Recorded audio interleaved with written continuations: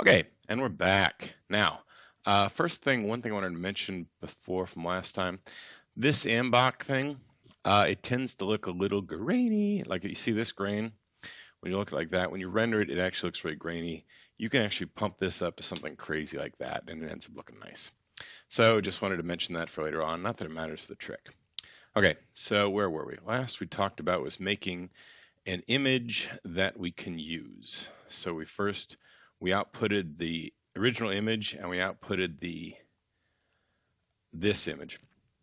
The only thing I'm going to say about this is, depending on what your image is, there's other tricks you can do to get this, but you can also edit it in post. I mean, all we're going to do is use this image to do our magic later on. So it doesn't have to be made from Houdini. So in some other cases, you can actually make it from whatever software you want. And also, even if you use this, you can originally grab it from somewhere else. For instance, I'm actually going to bring in a couple other puppies here. These are all going to be in the um files that you see, and they're all taken again from free stuff. So, for instance, there's this stone wall that I thought was kind of cool, which is this guy, and then made it again the same similar trick, just trying to do anything you can to find a way to bring out those spaces in between, and finally ended up with this. And then there's another wall that I called Stony Wall, that I had a heck of a time finding a way to. It was basically this, and as you can see from this, so it's darker here, lighter here. It's obviously somebody took an actual photograph of some rocks. Again, I got it from a free source. Had a long, hard time trying to find, as you can see from here, some way to make an output that worked, and it kind of didn't here. So in the end, I actually used an image that, or actually edited the image with like Photoshop or something, just to get and I'll show you what that is, just to get something that I can actually use. I made Stony Wall cuts. I made this, which, so as you can see from there, all this is photoshopped a little bit from the image I had. So instead of using this guy, which would have had some of our, remember the black area is going to be our rocks and the white area is going to be our kind of mortar. It didn't look very great, so it kind of cleaned it up a little bit with just out in, the old-fashioned 2D world made it. So the point is, it doesn't matter how you make it. You just want something that says from the image what's rock and what's not. Okay? So let's just stick, for the examples I'm going to do, we're just going to stick with the brick. And the reason I'm going to do that is because it's the obvious simple one. I'll also do it with the stone because it's going to be a couple differences, which is bricks are flat on the front with the stone. You kind of want this rounded look. We're going to make something that actually works for both. But we need to start getting the magic at this point. So what is the magic? How do we take an image and somehow take something as simple as this and make it all cracked up ready for dynamics so this guy can smash into it and do something cool? How do we do that? Good question. So let's dive into it. The first thing I'm going to do is actually, it's going to be a couple things. We're going to need, see this guy here, create a subnet from selected. Let's just put down a null. A nice easy way to start things. Grab this guy and go Kapauza. Why do I care about that? Because we're going to make, this is going to be our thing that breaks stuff up. I don't know what it's called. We'll call it image breaker. Image breaker. Okay, and we're actually going to go right ahead and make a digital asset out of it right away. Call it image breaker. Do whatever you want with it. Great, wonderful, one input, one output. I'm just hitting apply and accept. And so now we have a guy that does absolutely nothing. Why do I care? Because he is going to have all our little inputs. The reason this is a big deal is because we're going to have a lot of, the final version is going to have a lot of little things to adjust stuff. What you're going to get to actually use won't always just work straight out. So we're going to make something that works straight out just with our basic image, but we're going to have all sorts of little hooks and clicks and tricks so that other images can work with it, namely stones and pictures in the real world. So let's start off with, I like to make things that are input green here. That's our wall, right? So what's our next step? Our next step is basically we need something kind of texturizes this. And actually, we're going to need something that's going to do texturizing all over the place. So we're going to need to, let's take this guy and let's give him some normals, right? And let's just have a thing. So I've got some normals pointing outwards.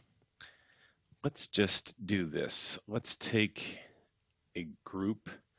Let's make a group for the front, for the back, for the sides, and the top. So I'll make a group called front, and the front is going to, and all these guys, we're just going to do this.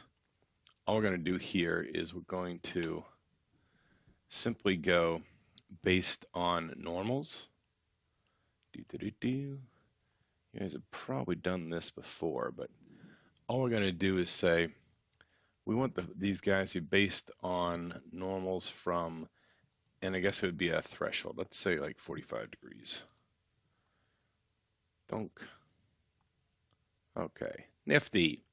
So all we did is basically it's grabbing the normals that are close to 0, 0, 1, and that gives our front guy. This angle, this is the first time I'm going to actually do what I said I was going to do, which is I want this to be a parameter, something we're going to use in other stuff. So let's actually go ahead and go on up to here. And inside of our brick wall, we're going to have an angle threshold. Inside of our what I call this image breaker, that's the word. So I'm going down here, you might not be able to see it. I'm going down to type properties. And inside type properties, we're going to get parameters. And from the nodes, from inside of image breaker, from our little guy that picked our front guy, which is this guy, somewhere in here, he's got how it creates the group, where it creates it from the normal. And it has the threshold, and actually I might have trouble finding it. There we go, normal. So it has this angle, bonk. Let's just call this angle threshold. Angle threshold. The reason I'm saying that is because we're going to use this. This is going to be silly for a cube. You're going to be like, well, obviously 45 degrees probably work all the time, which it will. But this little thing we're making, we're going to collapse this into a subnet and call it the texturizer. And the reason we're going to do that is because we're going to use it. Right now it's obvious for these guys, but later on when we're making the little bits and pieces, when it's broken up, we're going to use the same texturizer to say what's on the front and what's on the side. For a brick, it might be pretty obvious what's on the front and what's on the side, but when we get to a rounded rock, it's a little more, it'll depend on the image, on what kind of angle we want to actually give us what's on the front and what's on the side and so forth. So same trick for front, we'll also do for back. You can pretty much guess the only thing I'm going to change here when I make back, which is going to be the guy that I'm comparing it to is going to be the -1, so then the back magically is that. Same thing for the sides and the top and the bottom. Oops,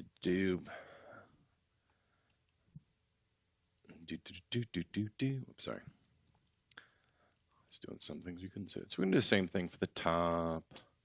And for the top, it's going to be the same gag, except it's going to be like this.